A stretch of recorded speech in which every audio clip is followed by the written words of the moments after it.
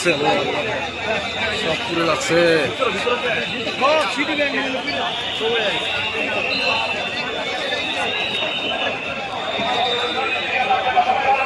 Import cargo কমপ্লেক্সের হাজার হাজার কোটি টাকার অ্যাসেট, এয়ার ইম্পোর্টে যত ধরনের শিপমেন্ট আসছে সব শিপমেন্টের গুডস সব পুড়ে যাচ্ছে।